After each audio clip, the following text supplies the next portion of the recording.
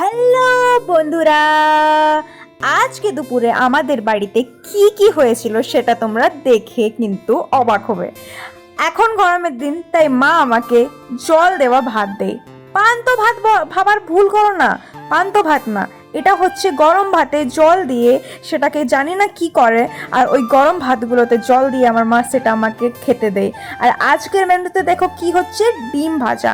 মা বানাচ্ছে ডিম, কেননা আমাকে তো খাবার বানাতে আসে না, কিন্তু আমি এখন খাবার বানানো শিখছি, তাই আমি ডেইলি একটা করে ব্লগ দেব তোমাদের জন্য, আর দেখবো যে আমি কি কি বানাতে পারি আর কি কি শিখতে পারি। তো আমার মিনি ব্লগ যদি তোমাদেরকে ভালো লেগে থাকে তাহলে চ্যানেলটাকে জরুর জরুর জরুর সাবস্ক্রাইব করে নেবে। আর দেখো ডিমটা কিভাবে একদম সেই কেকের মতো ফুলে গেছে, এটা খেতে কিন্তু খুব ভালো ছিল। তারপরে মা এটাকে উল্টে পাল্টে নিল, আর দেখো আমার ডিম ভাজা কিভাবে রেডি হয়ে গেছে। এবার আমি চটপট খেয়ে নেব, আর তোমরা প্লিজ লাইক শেয়ার সাবস্ক্রাইব করে নিও।